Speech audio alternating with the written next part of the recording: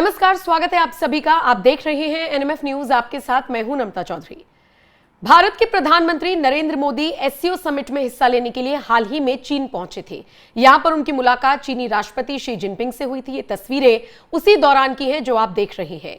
भारत और चाइना ने मैसेज दिया दुनिया के बाकी देशों को कि अगर दुनिया के वो देश जो अपने आप को सुपर पावर समझते हैं और हैं भी, अगर वो आंख दिखाने की कोशिश करेंगे तो इन दोनों ही देशों के पास विकल्प है। भारत के पास विकल्प है अपने सामान को बेचने के लिए बाजार ढूंढने का, तो चाइना के पास विकल्प है सामान खरीदने का और अपने बाजारों के रास्ते खोलने का। तो चाइना और भारत तो आपस में बड़ी डील कर लेंगे, लेकिन अमेरिका का क्या होगा, यही मैसेज देने की कोशिश की गई। और रही सही कसर पूरी कर दी थी रूस के राष्ट्रपति पुतिन ने, और हमने सबने वो तस्वीरें भी देखी थी जिसमें शी जिनपिंग, नरेंद्र मोदी और पुतिन हंसते खिलखिलाते हुए नजर आए थे। हमने वो तस्वीरें भी आपको दिखाई थी जिसमें पाकिस्तान के प्रधानमंत्री शहबाज शरीफ अलग थलग पड़े हुए नजर आए थे और पुतिन से हाथ मिलाने के लिए तो इनफैक्ट वो भागे भी थे। आज बात करते हैं पाकिस्तान की। वो पाकिस्तान जो चाइना की कठपुतली माना जाता है, वो पाकिस्तान जो मदद पड़ने पर चाइना की तरफ मुंह उठाकर देखता है और चाइना भी उसकी मदद करता है। चीन पाकिस्तान का सबसे अच्छा दोस्त माना जाता रहा है, लेकिन पिछले कुछ दिनों से अगर आप देखेंगे तो दोनों देशों के बीच रिश्ते नॉर्मल नहीं लग रहे, बल्कि ऐसा लग रहा है कि शायद चाइना पाकिस्तान से अपना पीछा छुड़ाना चाहता है, तो वहीं पाकिस्तान भी अब भीख मांगने के लिए दूसरे देनदारों की तरफ नजरें लगाए बैठा है। खबर यह मिल रही है कि पाकिस्तान ने अपने पुराने रेलवे नेटवर्क के एडवांसमेंट के लिए चीन के बजाय एशियाई विकास बैंक यानी एडीबी से मदद लेने का फैसला किया है। पाकिस्तान ने एडीबी से $2 अरब का loan Karachi Rohri railway section को बेहतर बनाने के लिए मांगा है। आपको बताते चले, यह वही ML1 परियोजना है जो कभी चीन पाकिस्तान आर्थिक गलियारे यानी CPEC की सबसे बड़ी और महत्वाकांक्षी योजना मानी जाती थी।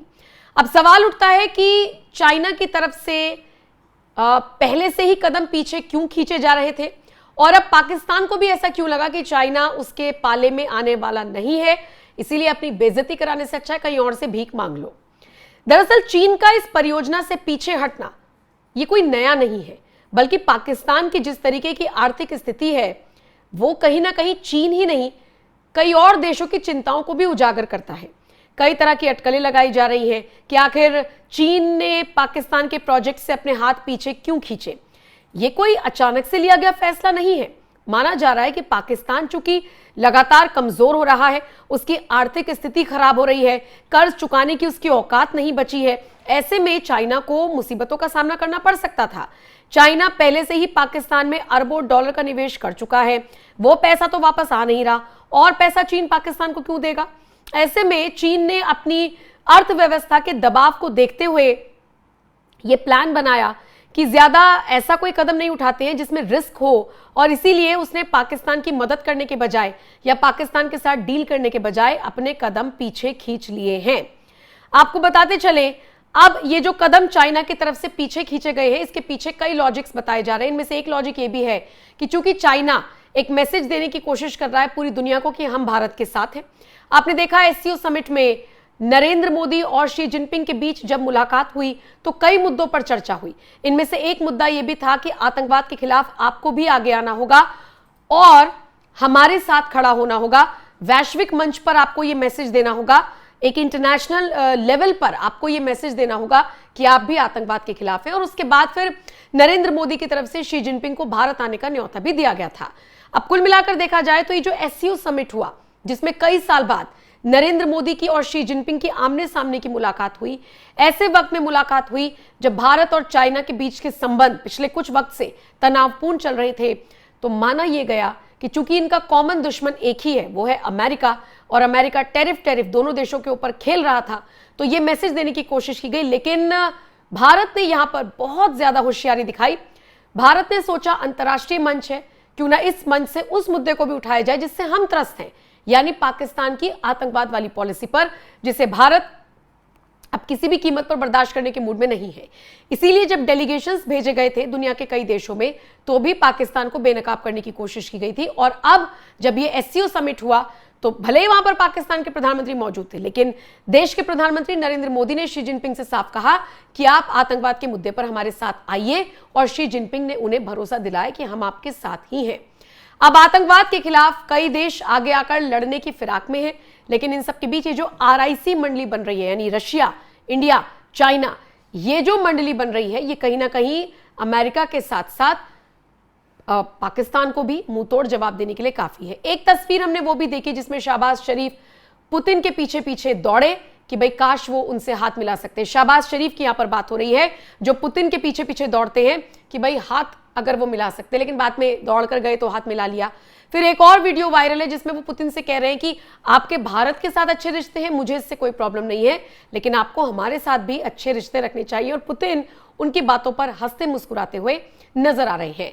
बहरहाल भारत से दोस्ती जिस तरीके से आगे बढ़ रही है चाइना की, और चाइना ने सोच लिया है कि अब तो पाकिस्तान को भी जवाब देना होगा। अब ये भारत को खुश करने के लिए उठाया गया कदम है, या फिर चाइना को खुद से लग रहा है कि भैया आर्थिक दबाव है, पाकिस्तान के साथ जाने में कोई फायदा नहीं है।